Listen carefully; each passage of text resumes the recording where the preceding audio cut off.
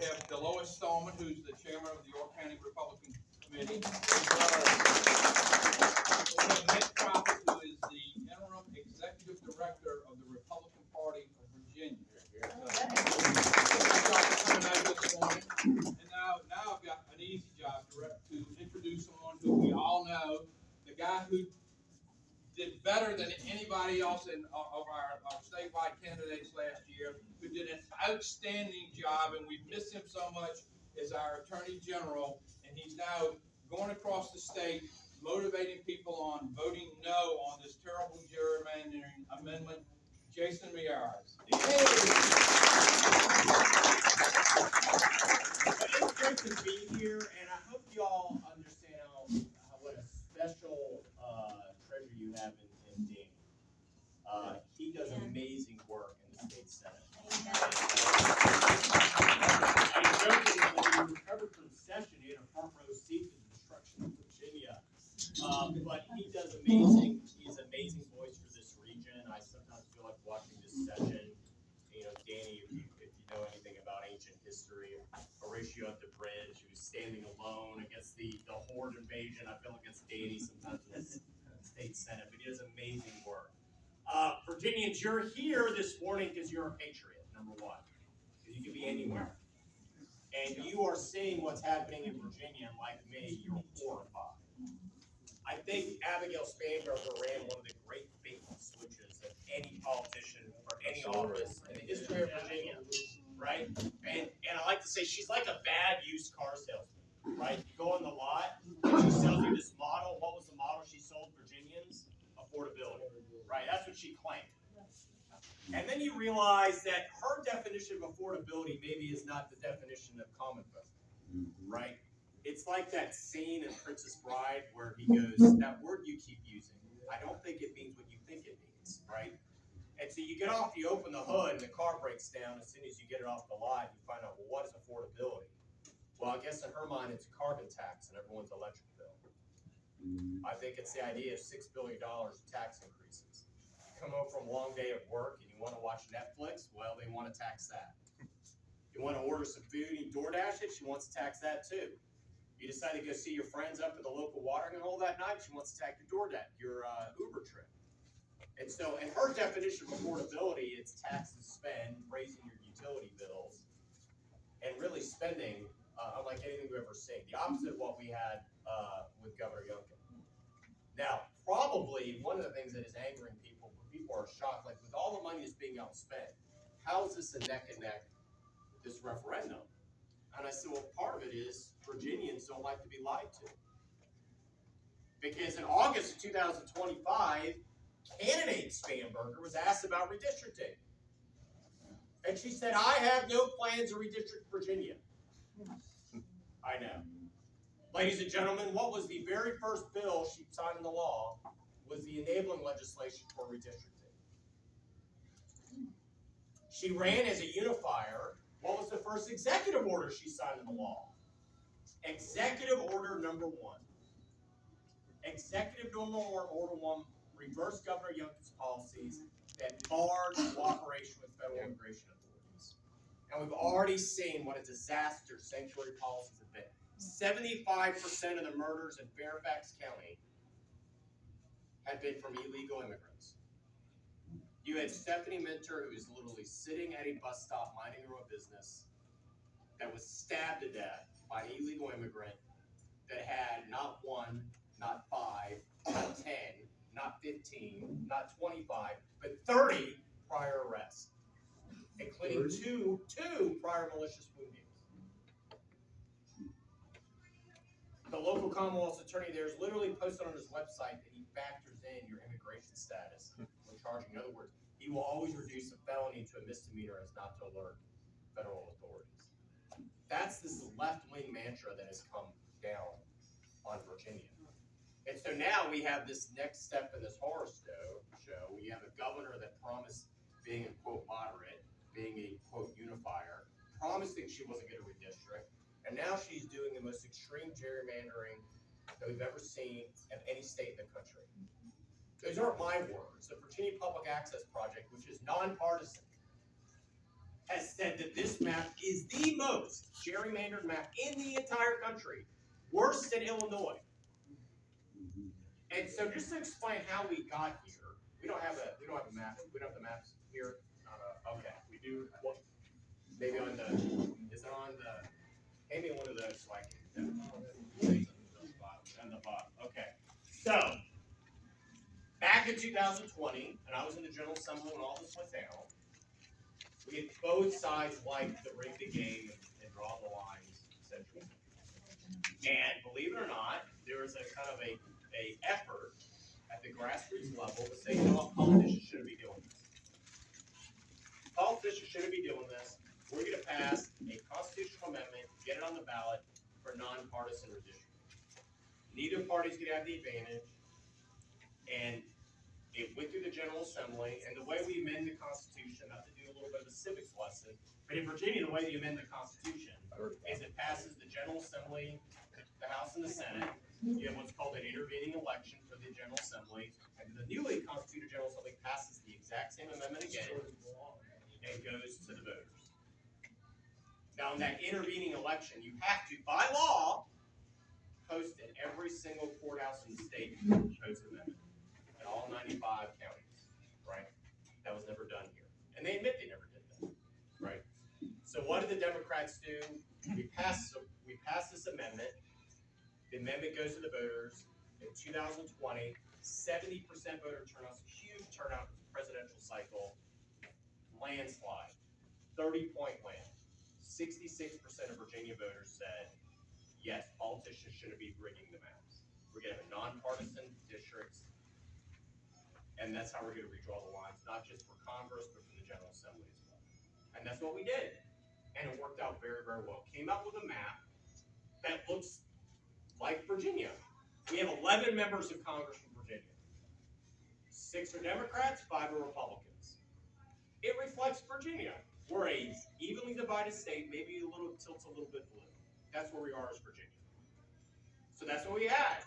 But what happened as soon as Abigail Spanberger got in and did her bait and switch? They reversed course. They said, no, we're going to do the most extreme gerrymandering in the country. Now, I'm a big believer the best way to fight bad information is with good information. There's a lot of bad information out there. One of the top sources of bad information, and this is where you all can help spread the word, is what the Democrats are saying. They're putting people on TV, and they're saying, we're just reacting to what they did in Texas. Yep. Wrong. Do you all know the first state to do the mid-decade redistricting? New York. New York Democrats. See, in 2022, a bunch of Republicans won states during the Joe Biden era in New York. And the New York Democrats didn't like that. So they have something called the IRC, the Independent Redistricting Commission. The New York Assembly tore up the IRC lines, drew a new map, and redistricted 3 or 4 Republicans out of their seats. So this was not Texas. The people that started this was New York. And just to remind you, the way this has always traditionally been done since our founding is this U.S. Senate, right? It's 2 seats per state. House of Representatives apportioned by population by each individual state. So you have a census every 10 years, 1800, 1810, 1820, 1830, all the way through 2020. You do the census, and then you redraw the lines ahead of the 2022 election, right? That's what happens. The census, nobody had done mid-decade redistricting until New York Democrats decided we hate the map that we just passed, the Independent Redistricting Commission just passed. We're going to shred it and draw a gerrymandered map, and they did that in 2024, before the 2024 elections. Then Texas has done what they're doing, and then California did it. But what I have told the media ad nauseum is whether it's Democrats in New York, or Republicans in Texas, or Democrats in California, we have something in Virginia they don't. We have a constitutional amendment approved by the voters that has said politicians shouldn't be doing this. Now, what is the map that they came up with? Well, if you look on your table, if you have one of these, that's the gerrymandered map. You have districts. You have districts that literally start at the Pentagon They call this district the lobster district, one that starts at the Pentagon and one claw goes to the West Virginia border and the other claw goes all the way down outside of Richmond and Goochland. Here's the general rule: if you have to use animals to describe your district, that's a problem. You have another district that starts in Williamsburg, is anchored in Alexandria. Hampton Roads, Virginia, we lose a congressional seat. We have 3 members of Congress, we're gonna be down to 2. Why? Because they're giving one of our seats to Northern Virginia. You're gonna have 5 congressmen that all live within 12 miles of each other in Northern Virginia. That's what they're doing. That's their idea of fairness. 48.5%. 48.5% of Virginians voted for a Republican to represent them in Congress. This would take that down to 9%. 9% representation. That is not fairness. That is gerrymandering of the absolute worst sort. So now I need you. I need you. I need you to do a couple of things for me. Number one, I need you to lead by example. I need you to vote now. Don't wait till the 21st. Why? Because we're being outspent, and the money that you vote, that we save by you voting, I can use on someone else.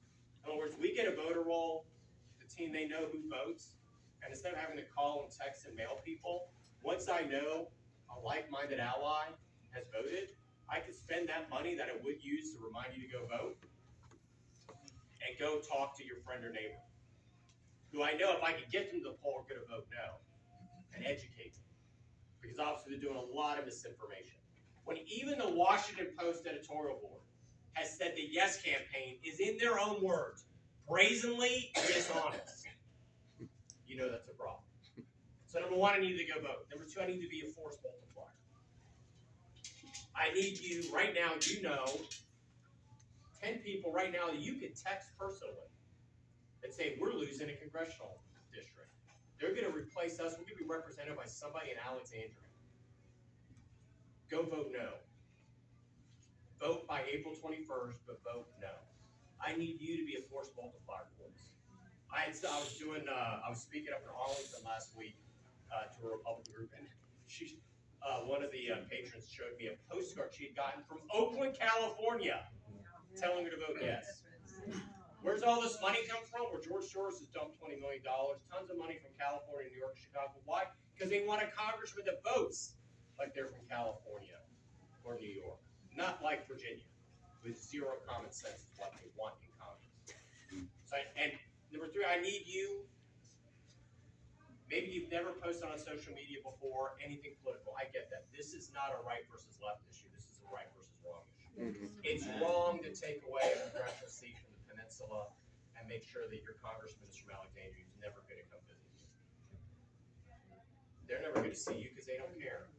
This is essentially a message from Abigail Spanberger to Virginia voters. To rural Virginia, drop dead. To the peninsula, drop dead. To Hampton Roads, drop dead. To Republicans, drop dead. And then they're shocked when there's a headline. Even the Washington Post told us this morning that said poll shows Virginians are deeply divided by Abigail Spanberger. Of course. She ran on a bait and switch. Now, I need you all to be in the trenches with me on this. Now, I love movies. I love movies. But one of my favorite movies is The Untouchables. Has anybody seen that? Oh, yeah. With Sean Connery. All right, it was the only movie that Sean Connery ever won an Oscar for. And he plays a really, really tough Irish-American beat cop named Jimmy Malone. And Elliot Ness plays Kevin Costner plays a young Elliot Ness. It's a story about the group that took down Al Capone. Great movie. Great movie. But there's a powerful scene in there. I don't want to spoil the ending, but Jimmy Malone turns to Elliot Ness and he asks him this simple question. What are you prepared to do? What are you prepared to do? What are you prepared to do? What are you prepared to do? What are you prepared to do? What are you prepared to do?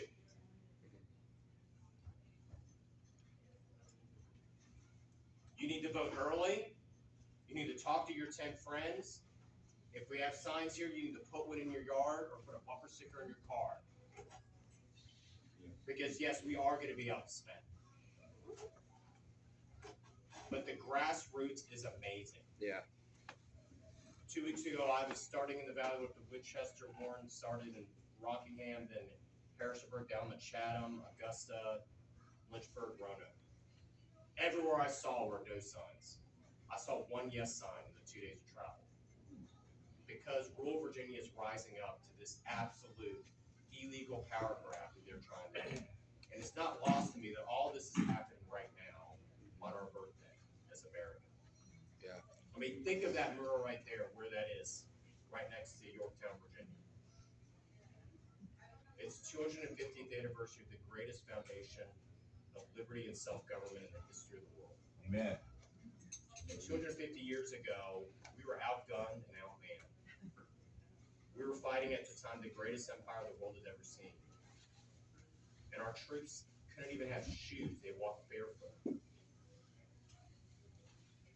If they could defy an empire, we can defy this left-wing flood of money coming in. But I need you to be prepared to do so, to be in the trenches with me. Yeah. I am doing this solely as a volunteer. I'm not getting paid in any way to do this. I'm taking time to come do this because, one, I love Virginia, but I'm gravely concerned when I see this push to turn Virginia into California. So I need you all in the trenches. And so my question is, are you with me? Yeah. Are you with me? Yeah. So I want everybody to raise your hand. If you want to be in the trenches with me, you need to talk to him. So he can get you engaged. So you talk to your friends and neighbors. But I'm going to turn this over to you so you can ask me questions. I may not have all the answers, but I'll do the very best that I can. But it's a real honor to be with you all this morning. Yes, sir.